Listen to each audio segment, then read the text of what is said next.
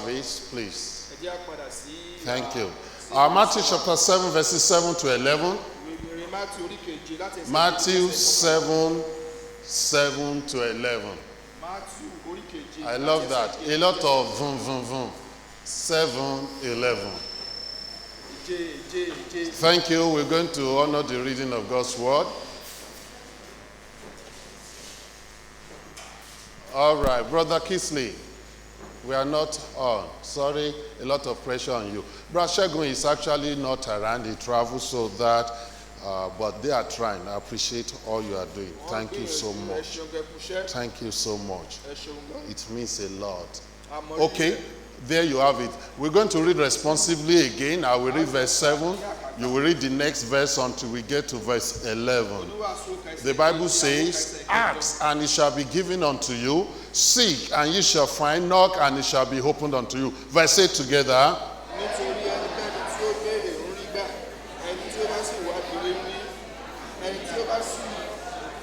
Or what man is there of you whom if his son asked bread, will he give him a stone?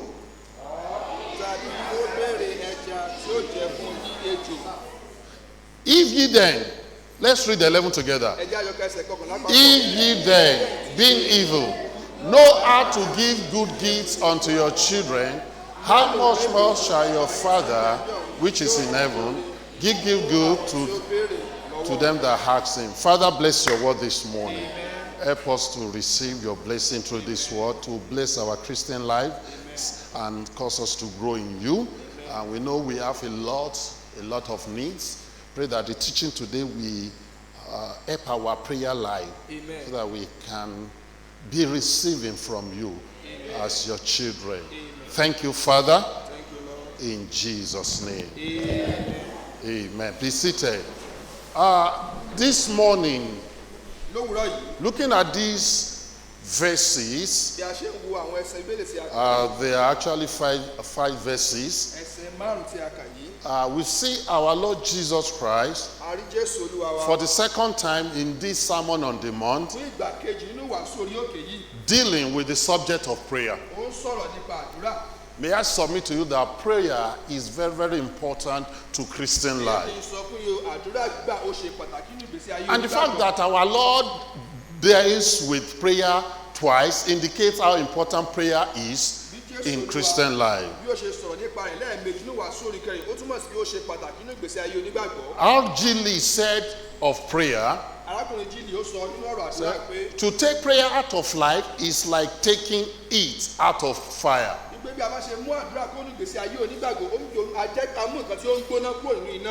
Melody out of music. Numbers out of mathematics. Facts out of history. Fiction out of literature. Brain out of the skull. And expecting intelligence. Blood out of the body. And expecting air. See, prayer is so important to the Christian life. And if there's no prayer in your life, it is like there's no brain in your skull. No blood in your body. You are weak. You are very vulnerable. In Matthew chapter 6, when Jesus spoke of prayer, there he gave us the practice of prayer. I brought two dimensions to it when I was dealing with that passage. I said to us that it gives us the motives and the models of prayer. Or motives for prayer and model of prayer. He said in chapter 6 verse 5, Jesus said, and when thou prayest, He did not say if thou prayest, Sọ pé tí ẹ bá gbàdúrà. but when thou Sọ prayest. pé nígbà tí ẹ̀yin bá ń gbàdúrà. As far as Jesus was concerned, Jésù Olúwa bí ó ti sọ yìí. prayer will be a habit and practice of every Christian's life. Àdúrà gbà ó yẹ kó jẹ́ ìṣe àti ohun tí à ń ṣe nínú ìgbésí ayé onígbàgbọ́. Martin Luther said it this way: Arákùnrin Martin Luther ó sọ nǹkan yìí.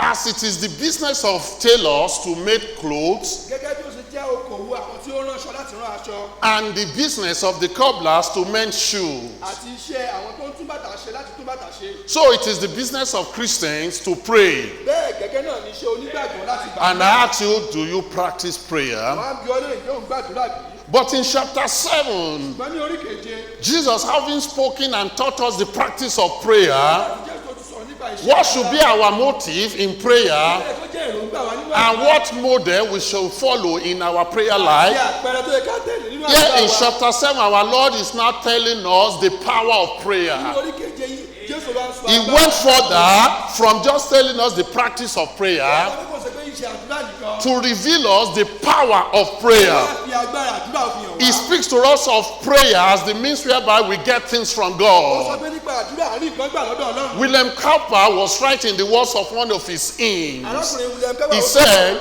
Satan trembles when he sees the wicked saint on his ó ní knees. èṣù a máa wọ́ ìrà nígbà tí ó bá rí onígbàgbọ́ tí ó ń gbàdúrà. Satan trembles when we pray Èṣù a máa wọ́ ìrà nígbà tí a bá because he knows that prayer is the means of obtaining things from God. Ó nípa àṣẹ àdúrà láti rí nǹkan gbà lọ́dọ̀ Ọlọ́run. So in Matthew chapter 7 verses 7 to 11, Mátíù orí kejì láti ẹsẹ̀ we are given the promise that certain prayer gets things from God. That prayer gets things from God. àìpé nínú àdúrà àrí nǹkan gbà lọ́dọ̀ Ọlọ́run. Let me put it this way. Jẹ́ kí n sọ báyìí. When we knock on the door of heaven, Nígbà tí a bá kan ilẹ̀kùn ọ̀run, God will open the door. Ọlọ́run yóò ṣí ilẹ̀kùn fún wa. When we seek for blessings from Nígbà tí God, a bá wo ojú Ọlọ́run fún ìbùkún, we will find a ó it. rí. When we have, Nígbà tí a bá béèrè, we will be given. We will receive. Also, Jesus said in verse 11 Jésù wá sọ ní ẹsẹ̀ that God gives us good things to them that ask Him. Ọlọ́run fi nǹkan tí ó dára fún àwọn tí ó Oh, béèrè I am lọ́wọ́. full of testimonies in my life. Ọ̀pọ̀lọpọ̀ ẹ̀ nínú ìgbésí ayé Great testimonies in my life of God answering Ọlọ́run prayers. ti ṣe dáhùn àdúrà. Of God answering prayers. Ọlọ́run ti ṣe dáhùn àdúrà. I had a business transaction about a week Ó ago, ní mo ṣe Over a iṣẹ́ week ìṣòwò ago. lọ́sẹ̀ kan tí ó kọjá sẹ́yìn. and it was not looking Ó good. wá dàbí àpé kò ṣe dáadáa. It was looking that I was going to lose a lot of money. Ó dàbí àpé máa pàdánù owó tó But I'm pọ̀. talking about over 1 million Ó naira. ń sọ̀rọ̀ nípa mílíọ̀nù tó ju owó tó ju mílíọ̀nù. And I was a bit worried. Ó wá dàbí tó ń dà mí lọ́kàn. Then I remember my preaching, Mo wá rántí ìwàásù. why we should not worry. Ilé tí ò ṣe yẹ kí á So I stopped to worry. Mi wàá ṣàníyàn mọ́. And I prayed to God. Mo wá gbàdúrà I remember I was sharing this with Pastor Sam. Ọ̀pọ̀ oníwàásù sí And I said, Lord, wọ́n ní Olúwa. I have to do this transaction Ó láti tomorrow. ṣe òkòwò yìí lọ́la. I pray you Mo gbàdúrà. that you let me do it at this certain Jẹ́ point kí n ṣe dé ìpele yìí. in that engagement. Nínú nǹkan yìí. And I know that will bless and help me not to lose that so much money. Mú ọ̀pọ̀lọpọ̀ ìbùkún wá. And that was it. Mo sì wá ṣe. And that evening, I was checking the market. Things were not changing. Ní ìrọ̀lẹ́ ọjọ́ náà mo wá wo bí ojú ọjọ́ ṣe rí. Mo ń wo bí àkókò ojú ọjọ́ ṣe rí. Mo ní In the morning of the next day, it did not Ní change. àárọ̀ ọjọ́ kejì kò tó yí padà. Brother Timothy, by afternoon, it changed. Bó ṣe di ọ̀sán báyìí ó kàn yí And padà. let me tell you, it went to the level I prayed for. Ó tún wá dé ìpele tí mo gbàdúrà sí gangan. You think that's coincidence? Ẹ wá rò pé ó yẹ lè That is God. Ọlọ́run lélẹ́yìí. God answers prayer Ọlọ́run ń gbàdúrà. in His Ní time. àkókò tí He makes all things beautiful. ó dára. What a privilege of prayer. What a blessings of prayer. Oh, what opportunity we do forfeit. What privilege we do forfeit. All because we do not take all to God in prayer. Ọlọ́run nínú àdúrà. It was told us in a story. It was said that shortly after Dallas Theological Seminary was funded Ní Dallas nígbà in ní 1924, ọdún tó ti pẹ́ díẹ̀ sẹ́yìn. that it almost came to the point of bankruptcy. Ó ti bẹ́ẹ̀ tó pátápátá. That all the creditors were going to foreclose at noon on that particular day. 12 p.m. that day, they will come to take their money. And that great institution that is still there today will have collapsed. So that morning, when they met in the office of Dr. Desperation Chapter, who was the founder and president of the seminary, they met to pray that God will provide the need. In that prayer was Dr. Ironside, H.A. Ironside. I read some of his book on Ephesians and Colossians and so on. Very great man of God. Dr. H.A. Ironside was there. And it was when it was his turn to pray, he prayed in his characteristic manner. And I called, said, Lord, we know that the cattle on 1,000 hills are dying. Please sell some of them and send us the money. While they were still praying, a third Texan rancher walked in and he asked to see the president of the seminary. And when he met him, he said this, and I called, I just sold 2 carloads of cattle in Fort Worth. And I've been trying to make a business today, but it fell through. And I feel compelled to give the money to the seminary.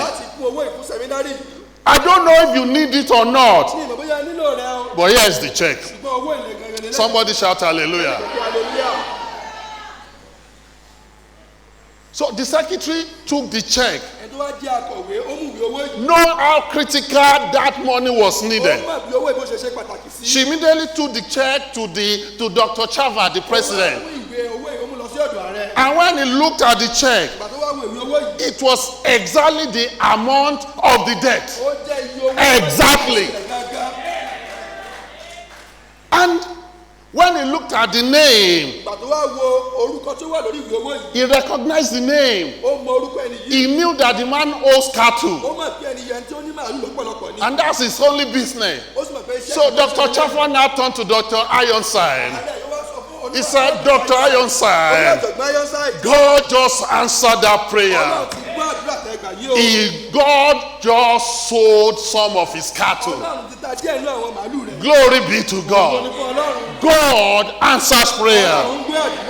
And in verse 7 and verse 8 of Matthew chapter 7, Jesus said, ask and it shall be given unto you. Seek and ye shall find. Knock and it shall be opened unto you. Verse 8 said, for everyone that asketh receiveth, and he that seeketh findeth, and to him that knocketh it shall be opened. What a great promise we have, that God can and will answer our prayers. Let's look closely at this great promise and learn more about the power of prayers, about the blessings of knocking on the door of heaven, about how to get answers to our prayers. In fact, in verses 7 and 8, Jesus uses 3 expressions of our praying. He spoke or he talks about asking, about seeking, and about knocking. In one of my studies, some people put it that way, that this is a progressive format of prayer. Listen, asking is the elementary level, and seeking is the secondary level. Knocking now is the tertiary level. And it starts with ask, then seek, and knock. Each of these speaks of a specific kind of praying. So let's look at each on, beginning with the word ask. First, when Jesus speaks about about praying, the power of prayer, he tells us from the word ask. There we see it spoke about the desires of our praying. The word ask contains the idea of craving or desiring. The Bible tells us in James chapter 4 verse 2 that we have not because we ask not.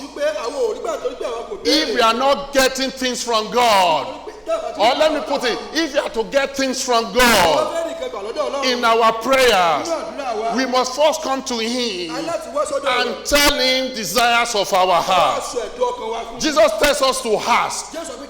He's telling us to pray about the desires of our hearts. These desires can be the things we desire from the Lord. The things we desire from the Lord can be the needs of our lives. The Bible says in Philippians chapter 4 verse 6, be careful for nothing but in everything by prayer and supplication with thanksgiving let your requests be made known unto God. To be careful for nothing is to not worry about anything. When it comes to the needs of our lives, let your request be made known unto God. Pray about your needs. It could be financial needs. Stop looking at your uncle. Stop looking at your friend. Go to the Lord for His provisions. Ask and it shall be given unto you. Philippians chapter 4 verse 19 put it this way. But my God shall supply all your need according to His riches in glory by Christ Jesus. Ask about the desires from the Lord. You are from the Lord. Ask about the needs of your life. That desire could also be the need for guidance. The Bible says in James chapter 1 verse 5, if any of you lack wisdom, let him ask of God, that giveth to all men liberally, and upbraideth not, and it shall be given him. Do you need divine guidance? Decision to make? That's a desire you have from the Lord. The Bible says, ask. Glory to God. There are times when the need we face, the need of our life is grace. We need grace to face whatever we are facing. The Bible says in James chapter 4 verse 6 and in 1 Peter chapter 5 verse 5 that God giveth grace to the humble. Whatsoever grace you need to endure and to keep going, His grace is available to you. The desire you have from the Lord could also be the strength to overcome temptation.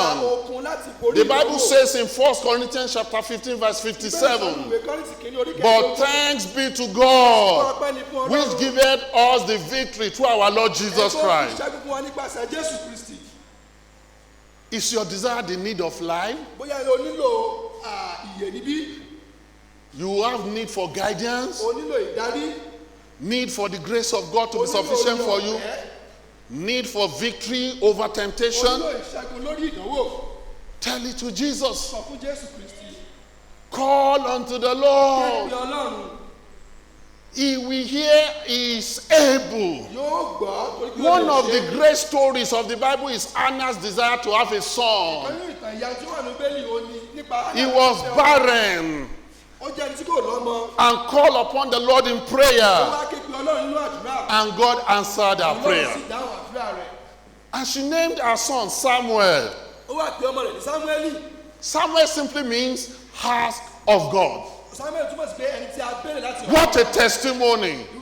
Every time they name or call Samuel, it is the testimony of God granting the desire of someone, a believer's heart, of Hannah's heart. God wants your life to be full of testimonies. You need to ask. I say the first is asking, which shows the desires of our praying, the things we desire from God. Or the asking, the desire of our praying could also be the things we desire for the Lord. This is something greater, I'm telling you. I think of the prayer of Jabez. The Bible says in 1 Chronicles chapter 4 verse 10, I've preached on that a lot. The Bible says, and Jabez called on the God of Israel, saying, oh, that thou wouldest bless me indeed, and enlarge my coast, and that thy hand might be with me, and that thou wouldest keep me from evil, that it might not grieve me. The Bible says, and God granted him that which he requested. See the context, the whole main point of his prayer really is that Jabez wanted to be more and do more for God. And he expressed those desires to God. I have you in this church. Are you a worker in this church? Are you a Sunday school teacher? And you want God to bless your class? Ask God to bless your class. You are a member of choir. And you want God to bless your voice. Amen. Let me tell you, see, the desire to want to be used of God is something that I'm praying that many of you will catch on to. I know my brother is not sitting. Where is he gone, Brother Sobalaje? Okay. No, Brother Sobalaje asked one of the most notorious voices. When he starts a song on Kihe, he went out in Kizi. But he's so desirous that God will use him.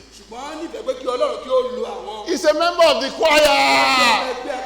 He's turned there to sing with chorus, praise to him whenever they are singing choruses. But you have melodious voice, so to speak. But you are useless. If you desire God to use you, He's going to take care of you. He's going to give you the capacity. He's going to give you the gift. He's going to give you the wisdom. He's going to use you. The desire for the Lord. Jabez said, God, enlarge my coast. It's one of my prayers these days that God will enlarge the coast of this church. We need more land. And I want you to join me in prayers for that. That God will enlarge the coast of this church. If He wants to retain us in this area, that God will open up the land. Whether they like it or not, they will send it. Somebody shout amen to that. If God wants to relocate us to a better and more open place, He will give us a big land there. But the most important thing, I have that desire for the Lord. God to expand this ministry. God to grow this ministry. God to increase the capacity of this ministry. Over the years of my ministries, I remember my wife and I, we started praying this when we first got married. That God will enlarge our coast in all areas. And God has done it. But we still want Him to do more. In all areas. Physically, materially, financially, and most importantly, spiritually. Glory to God. We expressed our desire last week. Before this past week, we held our vacation Bible school. You remember that we expressed our desire, pastors, that God will give us 1,000 at least more. We said 800 plus towards 1,000. You know, God is awesome. Somebody say amen to that. God actually gave us an average of 800. And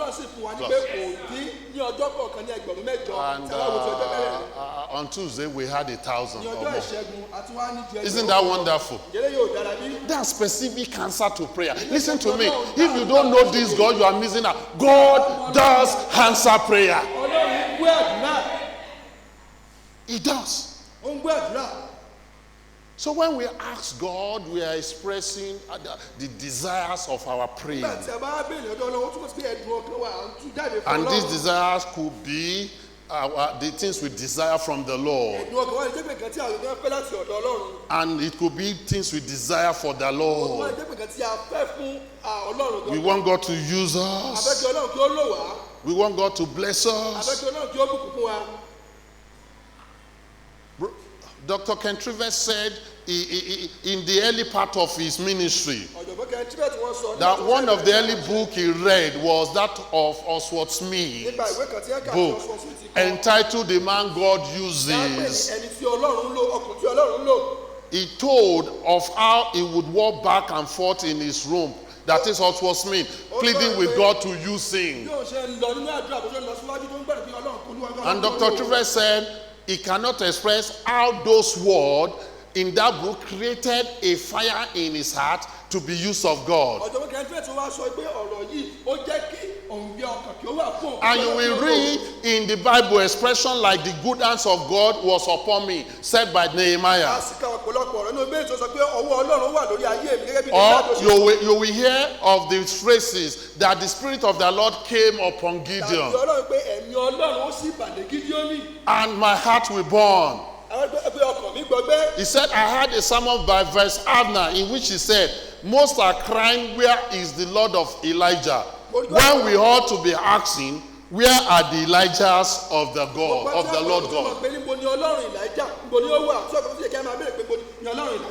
Our hearts should burn to be blessed of God, but also our hearts should burn to be used of God. Tell him the desires of your heart. Jesus said in verse 7, ask and it shall be given to you. And in verse 8, he said, for everyone that asketh, receiveth. He's telling us to bring our desire to him in prayer. The second expression of prayer is found in the word seek. See, the word ask shows the desires of our praying. But secondly, the word seek shows the diligence of our praying. The word seek speaks of our desire and our endeavor and our effort to have those desires met. John Wesley spoke of the word as diligent endeavors. That's what the word seek means. So this seek, the diligent endeavor, speaks of a persistent prayer. See, when you ask, desire, God bless, God does. But when you come to say, it's more persistently praying. It is not ashray prayer. Seeking means that we do not give up in our praying. I think of the night that Jacob wrestled with a man, the angel of the Lord, in Genesis chapter 32, until the breaking of the day. So in verse 26, Genesis 32, 26, Jacob said to the man, I will not let you go except thou bless me. He took hold of God. That's where the phrase comes in. He saw the face of the Lord. The Bible said the angel of the Lord even touched his hips and his bone was dislocated. I could picture him doing like this. And he was being dragged. He was being dragged. And he's doing like this. I will not let you go, Lord. You must bless me, Lord. That is seeking the Lord. It is persistent prayer. You can call it praying through, holding out, or whatever you desire to call it. But when we seek in prayer, we pray with persistence. Many child had come to know the Lord because a mom or dad did not give up on them. They persistently prayed for them. Great revivals have been the result of prolonged and persistent prayers. ọ̀pọ̀lọpọ̀ iṣẹ́ yẹn ló ti ṣẹlẹ̀ nítorí àdúrà tó tẹ̀síwájú. Answer prayer is the result of someone who sought God in prayer and saw God until they got an answer. àdúrà tí ó jẹ́ gbígbà ó túmọ̀ sí ó jẹ́ nítorí pé ó jẹ́ àṣeyọrí bẹ́ẹ̀ nìkan gbìyànjú láti gbàdúrà ó ti tẹ̀síwájú àdúrà. R.A. Torrey wrote this. arákùnrin àrètò ló kọ He ilé said, when we pray, listen to this. ẹgbẹ́ ilé yìí. If we do not obey the things the first time, tí àbá ọkọ̀ gbọ́ràn ní àkọ́kọ́ pray again. tí àbá ọkọ̀ rí gbà láàkọ́kọ́ kí a tó tẹ̀síwájú ká gbàdúrà. And if we not obtain it in the second time, lẹ́lẹ́kejì ó tà àbá tó rí gbà pray a third time, tún gbàdúrà ẹlẹ́kẹta pray a fourth time. gbàdúrà ẹlẹ́kẹrin. And if we do not obtain it the 100th time, ó bá rí gbà tó fi dìgbà ọgọ́rùn-ún tó ti ń béèrè go on and pray. tẹ̀síwájú láti máa gbàdúrà. Pray until we do get it. gbàdúrà tí tó fi rí gbà. Because there are sometimes God wants to build our faith to keep on praying, to keep on asking Him. torí ọ̀pọ̀lọpọ̀ gbà Ọlọ́run máa ń fẹ́ kí ìgbàgbọ́ wa kí ó dàgbà pé kí á tẹ̀síwájú láti máa béèrè lọ́wọ́ rẹ̀. Pray and pray and pray and pray. kí á gbàdúrà kí á tẹ̀síwájú náà àdúrà. We should do much thinking before we ask anything of God. ká ronú lọ́pọ̀lọpọ̀ kó lè já béèrè kan lọ́wọ́ Listen to Ọlọ́run. this. ẹgbẹ́ ilé yìí. And if we are very clear that what we are asking is according to His tá a will, bá rí pé nǹkan tí à ń béèrè yìí ó wà ní ìlànà pẹ̀lú ìfẹ́ rẹ̀. then we should not rush heedlessly into God's presence kò wá kàn jẹ́ pé á kàn sáré lọ síwájú and ask for Ọlọ́run. the first thing that comes to our mind without giving proper thought to the question of whether it's really what we ought to kí have. á kàn béèrè lọ́wọ́ Ọlọ́run láti bí àti ronú pé ó wà ní ìlànà pẹ̀lú ìfẹ́ rẹ̀. But when we have known and we are so convinced this is the will of God, nígbà tí ó wá ti dá wa lójú pé lè jẹ́ ìfẹ́ Ọlọ́run that we should pray about pé it, kí á gbàdúrà nípa rẹ̀. then we should keep on praying until we ó get wá it. yẹ kí á tẹ̀síwájú ká máa béèrè sí àfìrí ìgbà. I've had some prayers mo ti gba àwọn àdúrà kan mo ti gbọ́ àwọn that àdúrà you kan. pray like what I prayed to or do. And we're going to get to that more. That God just, kí Ọlọ́run kàn dáhùn lọ́wọ́ kan. like the testimony from Dallas Theological Seminary. Irú ẹ̀rí tí a kọ́ sọ nípa ti sẹ́mínárì lẹ́ẹ̀kan tó pé lẹ́ẹ̀kan náà Ọlọ́run dáhùn.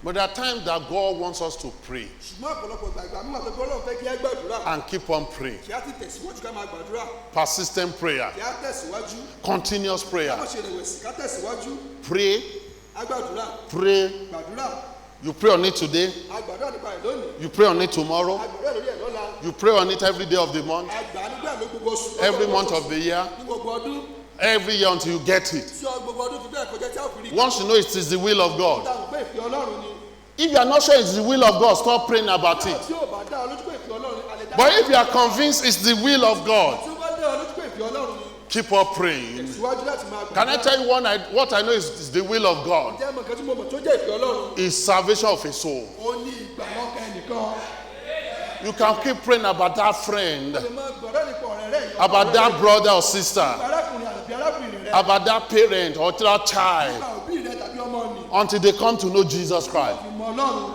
Don't quit. ẹ má ṣe rẹ̀wẹ̀sì. Seeking speaks of diligence in prayer. nígbà tí a bá wá kiri ó sọ nípa And this ìtọ́wọ́ Ọlọ́run. diligence is talking about persistent prayer. ìjàmbá ìwọ́n tẹ̀síwájú ó ń sọ nípa àtẹ̀síwájú náà àdúrà gbígbà.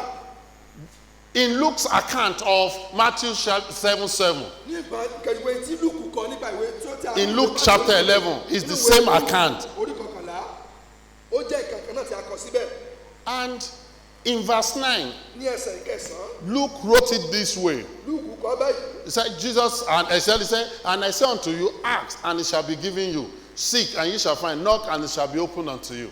Ibùsùn fún yín ẹ béèrè a ó sì fún yín. In fact, in that passage, when he spoke about giving, not giving stone for bread, ní ẹsẹ̀ ìbéèrè tó sọ pé kí a má ṣe fi òkúta. the next one, he did not even use serpent. Luke used scorpion in that one. sọ nípa ejò ṣùgbọ́n ó lu akéèké. But it's part of the synopsis ṣùgbọ́n ó jẹ́ of the ìgbà gospel. tí a lè fi wéra wọn. So, but in that context of Luke chapter 11, ṣùgbọ́n tí a bá wọ̀ bí Lúùkù ṣe kọ́ was an early verse 8. kí ẹ bá wo ẹsẹ̀ kẹjọ rẹ̀ Verse 8 ẹsẹ̀ kẹjọ is the context of a man. Jesus spoke of parable of a man who went to his friend, ó sọ̀rọ̀ nípa ọkùnrin kan tí ó lọ sí ọ̀dọ̀ ọ̀rẹ́ rẹ̀ that he had a late coming visitor tó pé ó ní ọ̀rẹ́ kan tí ó wá nígbà tí ilẹ̀ ti ṣú pátápátá and he needs to feed that person, ó sì láti fún àlejò lóúnjẹ and he needs help of his friend at midnight to give him bread. ó wá ní kó wá fi àkàrà fún ọ̀rẹ́ And at first the man told him to go away, for he and his family were already in bed. ní àkọ́kọ́ kọ́ríkọ́ rẹ̀ kó máa lọ torí pé àwa ti sun But the man didn't leave. ṣùgbọ́n ọkùnrin yóò lọ. He kept asking for bread. ó tẹ̀síwájú láti máa béèrè. So in verse 8, the Bible says in verse 8, are you there? bẹ́ẹ̀ sọ ní ẹsẹ̀ kẹjọ. Jesus speaking and said, I say unto you, mo wí fún yín. though he will not rise and give him because he's his friend. bí òun kò tilẹ̀ bẹ́ẹ̀ dìde kí ó fún nítorí ìṣe ọ̀rẹ́ rẹ̀. Yeah, because of his what? Importunity. ṣùgbọ́n nítorí àwí ìyanu rẹ̀. Somebody say importunity. bẹ́ẹ̀ sọ bí àwí ìyanu. Is different from vain repetition. ó yàtọ̀ sí àwí tó wí asán. Importunity is keep up to God. Yesterday you pray about it. pé ẹ tẹ̀síwájú. You take hold of God on like Jacob did until he was blessed. Said because of his opportunity, he will rise and give him as many as he needed. That's why it's not said, our God is not answering our prayer because we are troubling him. But God is pleased when his children continually take hold of him. Amen. It's an exhibition of your trust and faith in God Almighty. His persistency was rewarded. And again, don't give up praying. Don't give up. Don't quit praying. Continue to pray. Seek until you find. For the promise is seek and ye shall find. He that seeketh findeth. Seeking not only speaks of persistent prayer but also of prolonged prayer. Now this is very sensitive. Praying. This is more than I lay my head on bread, I go to sleep. When if I don't wake, I wake up in heaven.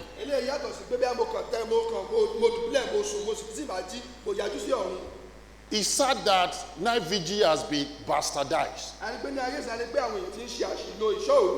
But night vigil is biblical. And it's when you pray in seeking God because you need something from Him.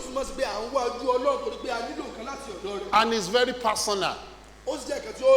There have been nights I will not sleep, but I continue to pray. Just seeking God's face. Praying on things God has laid on my heart. Praying on burdens that are there on my heart. We are in the generation of automatic. Fast food. You know there is drive-through in Nigeria now. If you go to KFC like the one in Bodija in Ibadan, they have drive-through that you drive and you take your order. Not just in America now or in Europe. It's in Nigeria. We don't want to wait. Seeking is waiting on the Lord. And the Bible say, they that wait upon the Lord shall renew their strength. Seeking is talking about prolonged prayer. Somebody said of a granddaughter of E.M. Barnes, that's someone. E.M. Barnes was a great man who wrote a book on prayers. She said she could remember many times she witnessed her grandfather waking up 4 a.m. and prayed and praying and praying for hours at a time. We are told in 1 Samuel chapter 15 verse 11. God said to Samuel, it repented me that I have set up Saul to be king. For he is turned back from following me and he had not performed my commandment. Then the Bible tells us that what God said, it grieved Samuel. And the Bible says he cried unto the Lord all night. We read in Luke chapter 6 verse 12 about Jesus, our greatest example of prayer. Verse 12 it says, and it came to pass in those days that he went out into a mountain to pray and continue all night in prayer to God. There are things that are serious in your life. For those serious needs, stop going to pastor that you think they have special prayer. If you are a child of God, seek God's face all night. Go on your knee, pray, pray, pray, pray.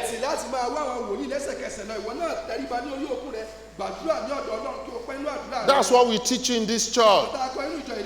That you are a priest of God unto yourself. share those needs with us. We will join hands with you in seeking the face of God. But it's your responsibility as a child of God to know how to pray and how to pray prolonged prayer. Some of you cannot even pray 5 minutes and you're already sleeping.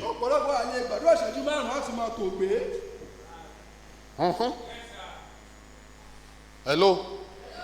Perhaps we have raised a lot of lazy Christians here. But you better take hold of the truth of God's word today.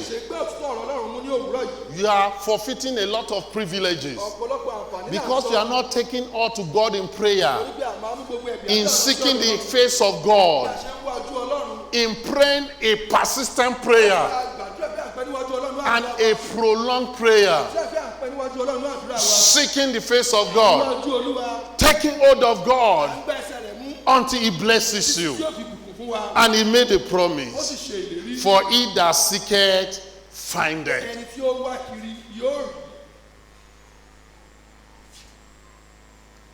Have you ever heard the prayer expression praying through? What that expression means is that someone will go to God in prayer and pray until they got hold of God in prayer. And they will not quit until they pray through. Hours will often be involved. Like that song says, how long has it been since you talked with the Lord? And told him your heart's hidden secrets? How long since you prayed? How long since you stayed on your knee till the light shone through? You see, when we seek in prayer, there will be persistent and prolonged prayer. So the first expression is ask. It shows our desires, the desires of our prayer.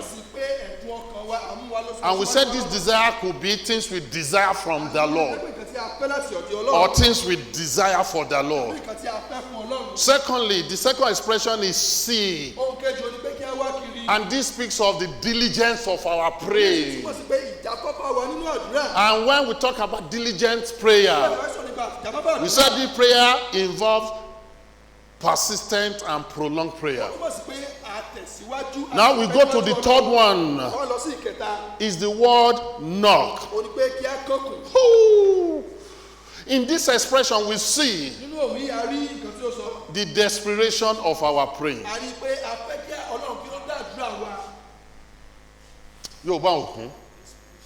The desperation of our praying. Àdúrà gbígbóná. Màbí ṣe sọ. Àdúrà ó dojú ẹ̀. Hallelujah. Amen. The word knock literally means to bang on the door. It's something like this.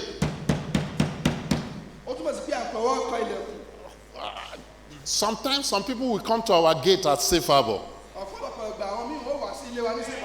If not that we are outside in the compound, we will not hear anything. And they go like this.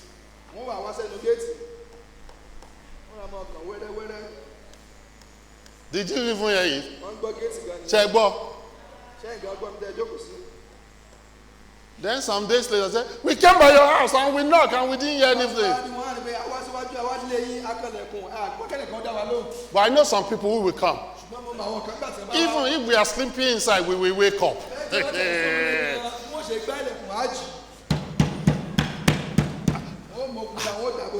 Sometimes we will say we run to the gate and say, ah! This is the prayer we are talking about now, desperation. Mi ò gbọ́ òsì ń bẹ̀. And God put it, knock. In fact, from Dr. Truffet material and many other preaching I read, I got from another material that said that's what I gave you introduction. That is a progressive. This is advanced. The Lord. Kò sọ́nà mímọ́. Bó o bá ṣe mo tẹ́. Ojú tì mí Ọlọ́run gbà mí. Ṣàánú fún mi. Have mercy on me, O Lord. Amen. Amen. The Bible says in Matthew 4, before I go there, say this go beyond desire and diligence. There is desperation now. And in this desperation we have what is called urgency in prayer. Urgency. This is when we get to the place we have to have something from God. This is like when Peter prayed in Matthew chapter 14.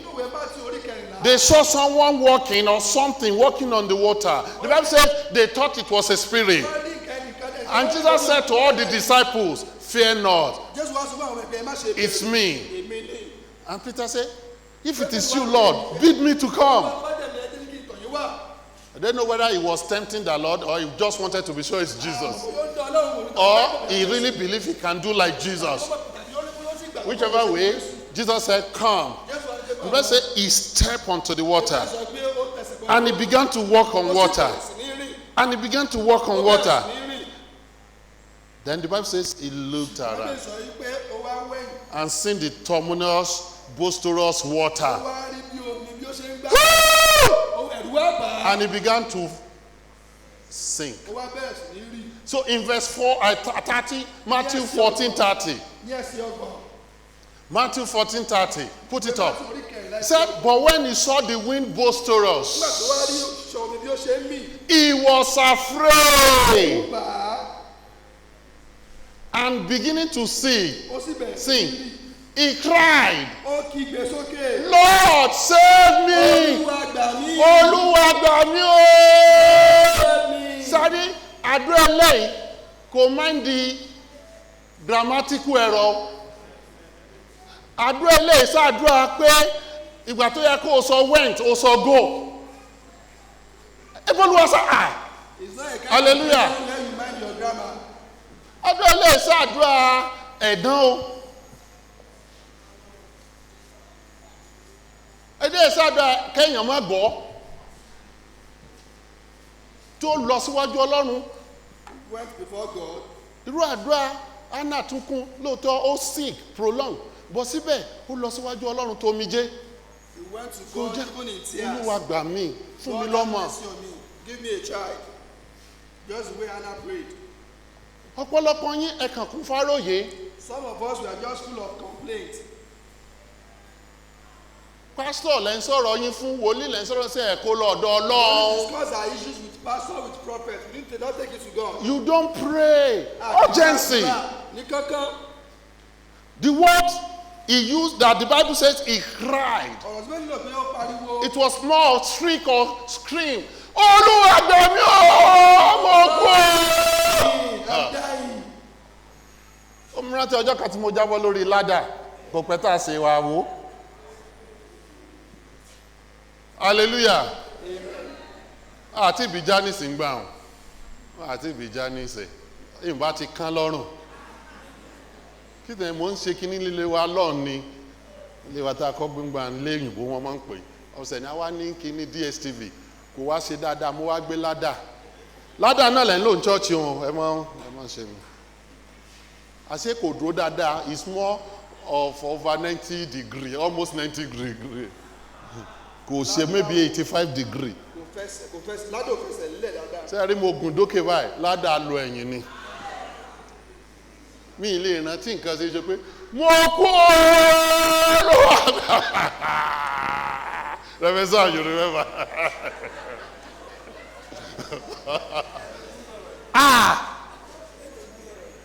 Irú kan là ń sọ. Kò sọ́dọ̀ Reverend mọ̀ ni mí, ọmọ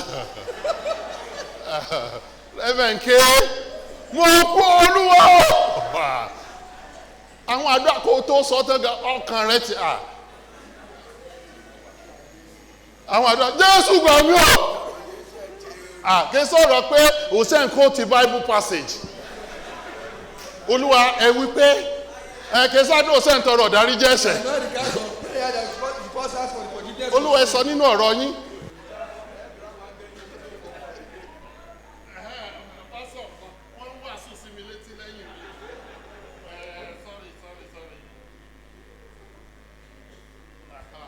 Wọ́n wàásù sí mi létí lẹ́yìn mi.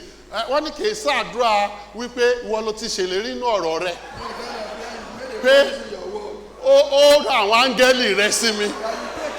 Wọ́n gbé ẹsẹ̀ mi kí n má bàa forí gòkúta. Bí lọ́rọ̀ pé wọ́n kú Olúwa o. Ṣé àwọn kan tó lọ́rùn ṣe? You know what God did? Ẹsẹ̀ mi sí àsínú ládà. Ó wá sọ̀rọ̀ àṣẹ wá há kàkà. Then that came Tó ń bá lọ bá ibi etí covert kan wà téèyàn bá fọrùn jẹ is dead. Àánú la rí gbà. Pray. ẹ gbàdúrà. Call on Jesus. Ẹ ké pe Ọlọ́run. Whether your situation is just about asking Bóyá ipò rẹ̀ wọ̀ nígbà tó kàn béèrè ní o. to express what you desire from God. Nǹkan tí o fẹ́ o That's all right. Ìyẹn náà dà. Or what you desire for God to be used of God. That's all right. Pé kí Ọlọ́run kí ó lò. Ìyẹn náà dà. Or it is, that is in desire. Or it is the prayer of diligence. Tàbí ó jẹ́ àdúrà ìjà pápá. When we seek persistently and prolongly. Pé a tẹ̀síwájú níwájú Ọlọ́run àti wájú. But now, things did not change. Things are getting out of hand. Ìwọ́n dẹ̀ gbàgbé nǹkan tí wọ́n á lé sí báyìí. You begin to call on Jesus. Ẹ tẹ̀síwájú láti máa. Olúwa gbà mí. Lord save me. Lord help me change the situation. Olúwa ràn mí lọ́wọ́. It could be about sickness. Ó lè jẹ́ nípa It could be about your Ó lè jẹ́ career. nípa iṣẹ́ rẹ. It could be about your family situation. It could be about your area Ó lè condition. jẹ́ ibi tó ń gbé. I pray for our brethren in the northern part of the country. May God have mercy on Nigeria. Olúwa tó ṣàánú orílẹ̀-èdè wa yìí. When you begin to hear gunfire, Nígbà tó bẹ̀rẹ̀ sí máa ń gbé ìró ìbọn. kako, kako, kakakaka, do you go on your knee again and say, Lord, I've come again? Láti gbàgbọ́ Olúwa mo ti wálẹ̀ nǹkan sí. Or you say, Olúwa gbà mí, Lord, help us. You knock. Akọlẹ̀ Urgency. ní kankan. And even some have better vision that they see urgency of things before many of you see. It's one of the things I pray God for. That God let me see. And I begin to pray. Ní ọjọ́ iwájú, á ti máa gbàdúrà síwájú. And secondly, Ìkejì. this desperation, this knocking that shows desperation of our praying, Kíkọ́ ìbò tó sọ. not only show us the urgency of prayer, Kò sọ nípa kíkọ́ àdúrà wa nìkan. but it also tells us of the fervency of this prayer. Ṣùgbọ́n ó sọ̀rọ̀ nípa okun àti agbára tá a fi sínú àdúrà. James put it in James chapter 5 verse 16. Ó sọ̀rọ̀ nípa ìtara tá a fi sínú àdúrà. James chapter 5 verse 16. Jákọ́bù orí karùn-ún. Said the effectual fervent prayer. Those say Àdúrà effectual, that's the second part of it. Say Agbọ̀n kejì rẹ̀. verse 16.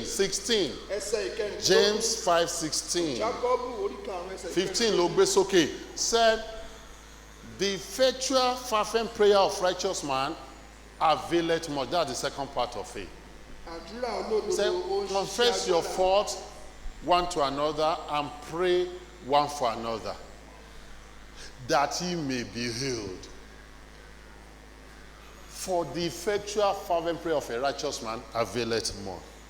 Then in verse 17, Ní ẹsẹ̀ ìkẹtàdínlógún. he gave us a typical example. Ó wá fi He said, Elas was a man subject to like passion. It was like us. Ènìyàn onírúurú bí ìwà ni Èlíjà. Verse 17, Ẹsẹ̀ ìkẹtàdínlógún. he said he was a man subject to like passions as we are. Ènìyàn onírúurú ìwà bí ìwà ni And he Èlíjà. prayed earnestly Ó ń gbàdúrà gidi. that he might not rain. Pé kí òjò kí ó má ṣe rọ̀. And it rained not on the earth by the space of 3 years and 6 months. Òjò kò sì rọ̀ fún ọdún mẹ́ta àti oṣù mẹ́fà. That's the word there. He prayed earnestly, Ọ̀rọ̀ tí ó wà bẹ̀rẹ̀ pé ó ń fervently. gbàdúrà Said the gidi. earnest, fervent prayer of righteous man availeth much.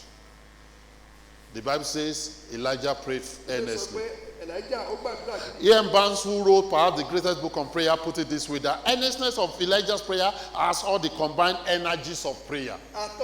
Arákùnrin báyìí ó sọ̀rọ̀ nípa ìtara àdúrà, ó sọ̀rọ̀ nípa agbára tó wà ní àdúrà yìí. Elijah prayed with passion. It was not, I laid myself down to sleep, I prayed the Lord to keep. Elijah agbára ó fi ìtara ó fi gbàdúrà. Kò ń And then up on the he prayed earnestly, prayed fervently. I said of Anna the other time, she prayed the same thing.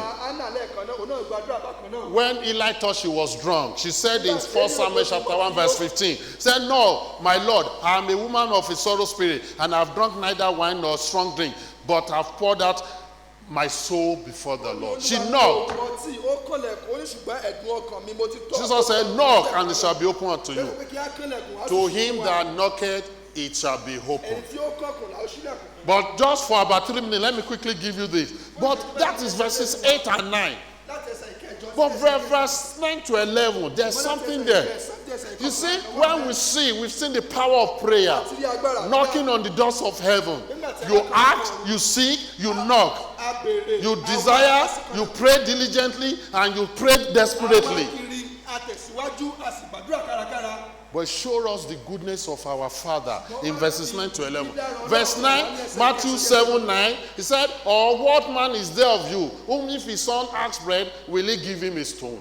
Or if he asks a fish, he will give him a serpent? If he then, being evil, know how to give good gift unto your children, how much more shall your Father, which is in heaven, give good gift to them that ask him?" Quickly, my time is gone. There was a woman in a church. She was known to say a lot of hot things. I know one woman like that in one of our village churches. And I appreciate that she tells us the way she is. This woman too in this particular church always, listen to this.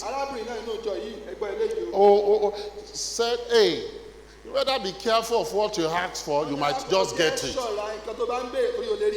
But if that is our God, then what a harsh God that will be.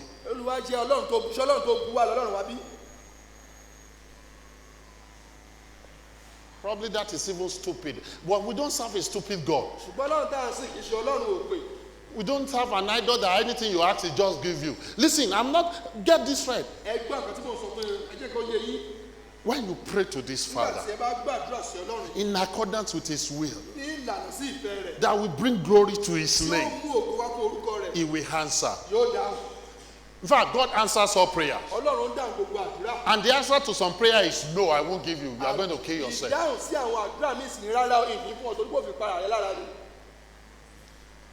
If a child asks for something, I remember, and by the way, I went to my father when I just finished GS3.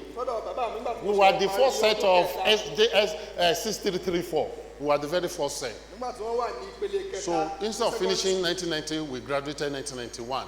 So I remember we finished GS3 at the early part of second term. So we had the whole part of the second term and the whole third term and the long holiday. I'm talking about 6 months, right? So, but my dad used to drive Big Glory then. And by the way, last Thursday, my father turned 80 years. It was a great time. We have not done the party, but we won't invite many of you. Probably any of you. Yeah, so don't worry. We are not inviting you. But we've not done the party. I'm joking. But the point is, I remember I went to him. I said, "My dad, you know, I have so much long holiday. I'm thinking I should be going with you on your tour. Kingdom Enyimato." By the way, there was a young boy too, a bit older, maybe a year or two older than me then. His name was Raimi. So he follows the lorry. Tayo, remember him? And whenever he comes, you know, I always go with him everywhere. Because we go to the street to buy fried fish, ejadidi, and kuli and those stuff. Oman lowo lowo, ọmọ ẹ̀yin mọ́tò. Ó ló kó sí mi lórí o. Mo wá lọ sọ́dọ̀ dáàdi mi, mo rò pé mo fẹ́ gbá wọn. Ìdí tí mo fẹ́ fi máa tẹ̀lé mọ́tò lákòókò tí mo ti ní ọlọ́dẹ ni kémi náà lè lówó lọ́wọ́. Kí n lè ròdó ẹja jẹ. Ejadidi. Mo wá lọ bá dáàdi mi, mo ní bàbá mi. Wọ́n wò pé kẹjẹ máa tẹ̀lé yín, owó tí ń bá rí ń fi lè sanwó skul mi tó ń bọ̀. Bùrọ̀ aládẹ̀jọ́ ẹ̀mọ́ kan tí dáàdì mi sọ, oríire ò pé, ogọ̀ òpònú, mo sọ fún pé lè sanwó skul rẹ ni. Kọ́lẹ́kọ́lẹ́ Ó dùn mí, mo rò pé káwọn ṣe fún mi. Ṣùgbọ́n lónìí mo dúpẹ́ o. Tí bàbá mi bá fún mi ní nǹkan tí mo béèrè lọ́jọ́. If the dad has given him what he requested for them. Bóyá Sàfúní ti kọ́kọ́ fún lóyún. Bóyá nísìnyí ti Ọlọ́run ló mọ iye ọmọ téèyàn ò ní ìta téèyàn wá tẹ̀ ṣe gan. Èyí lè marry Mary Ronke. I'll be gone. But that's what verse 9 to 11 said, that you being evil, you know how to give good things. The word evil is not talking about somebody that is wicked. It's talking about our limitation as human beings, our shortcoming, that we are not perfect, our imperfection. But I love how he put it. He said, how much more your heavenly Father. You can go to God, knowing fully that he will answer you. And he will give you good things. Things that will bring glory to his name. Things that will bring blessing to you. Are you weary? Are you heavy laden? Tell it to Jesus. Tell it to Jesus. Take hold of the power of prayer, the principle of prayer, the practice of prayer, and the power of prayer. Call unto him and he will answer. And I love that song, the choir sang. He's able. Father, thank you for your word. Bless us, O Lord, that we take hold of prayer. We express our desire. We pray diligently. Even sometimes it calls for desperate prayers. Help us to always call on you and look unto you. Thank you, Father.